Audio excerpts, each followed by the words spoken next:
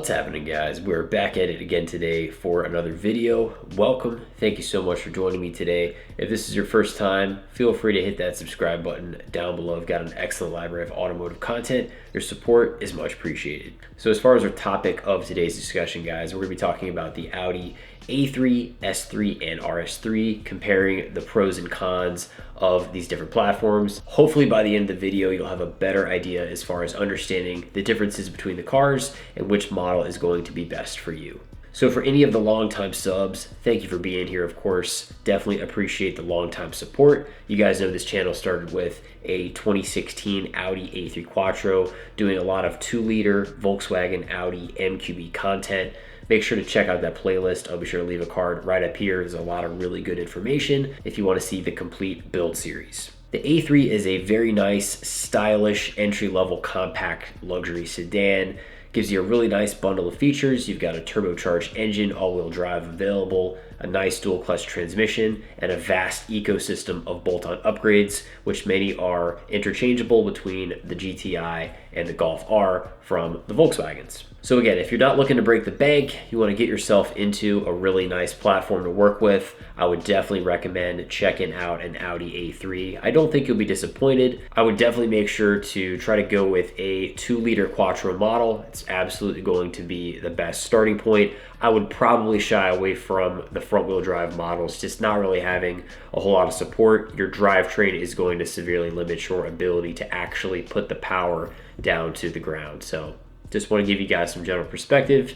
If you're looking about an A3, grab all your bolt-ons, get yourself an IS38, intercooler, ECU tune, TCU tune, you're gonna have a pretty fast car. So moving on to the Audi S3. Now this is where things get a little bit interesting. Obviously the S model is that intermediary point between the A3 and the RS3, so it's gonna be a little bit more aggressive, it's gonna have some nicer features, everything is going to be a bit more performance oriented as opposed to the entry-level model with the A3.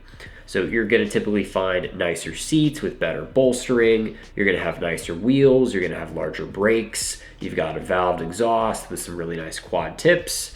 You also have the IS38, which is gonna be the same turbocharger that's found on the Golf R. The suspension on the S3 is also really gonna set it apart from the A3. The mag ride is also gonna give you a really nice balance of both worlds as far as having the ability to switch back and forth between like comfort and dynamic for different driving scenarios. Now, I think the Audi S3 is probably going to be one of the most popular models, being right smack in the middle. You get a lot better features over the A3, but it is far less expensive than the RS3. So if you're able to stretch that budget a little bit more, I would definitely consider getting the S3 over the A3, as you have a much better starting point, better suspension, better wheels, better brakes, you've got a better turbo. The gear ratios and the transmission are also shorter as well, and there is an advantage with the way launch control works on the S3, and that is because the S3, as well as many other S models and RS models, are actually going to allow the vehicle to build boost during launch control. So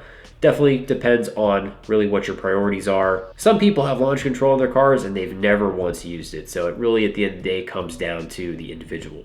If you guys are getting value out of this video, make sure to drop a like. It really helps me out. If you want to leave a comment down below, let me know your thoughts on the comparison between these vehicles. I would definitely like to hear your input as well. So when it comes to the RS3, what really sets this model apart from the rest of the MQB lineup for the 3 Series Audis, and that of course is going to be that legendary turbocharged 5-cylinder engine. Now, if the budget does allow, I would definitely say that RS3 is certainly well worth the money, as the 5-cylinder engine is just a completely different animal. The sound, the aggression, just the ferocity from the exhaust, it's a completely different driving experience.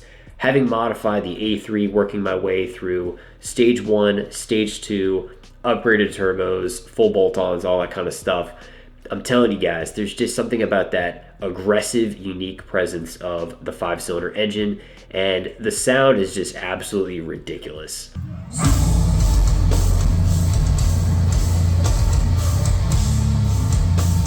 Now, as you guys have probably heard me say on similar discussion videos, the 2-liter cars are very respectable. Max effort, going full bolt-ons, you can get some pretty solid performance out of these vehicles. But when it comes to the RS3, it's just, again, it's a completely different beast. Like when you really start to get into the throttle, like you almost feel like the earth is moving behind you. Like, I don't even know how to explain it, man. Like, if you haven't driven one, I would highly encourage you to at least check it out, because if you can pull it off, I would definitely say it is well worth the money. Now, if you're a person that is going to be a bit more picky and choosy about just overall like luxury and refinement, if you have a pretty high expectation, if you're coming from other high dollar cars, maybe a BMW or a Mercedes or something of that caliber, I could understand where a lot of people may feel like the RS3 just does not deliver when it comes to just the overall like prestige, luxury, and refinement. I mean, the RS3 is a very bare bones car. You're gonna have manual seats. You're not gonna have a fancy touchscreen. When it comes to modern luxuries and convenience, the RS3 really doesn't have a whole lot going on for it, and that's because it's meant to be a raw performance car. Nobody's really gonna be buying an RS3 expecting to have the most cutting edge technology.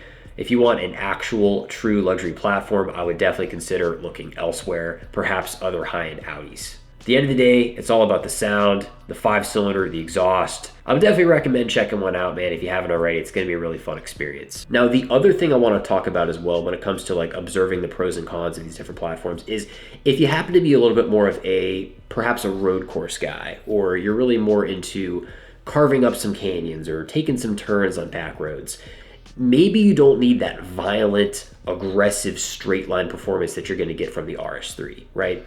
With the right suspension setup, the right brakes, the right tires, you can definitely make an A3 or S3 an incredibly enjoyable car from a driver's standpoint. So once again, it's really going to come down to like, what is your expectation and your intended purpose for how this car is going to serve you?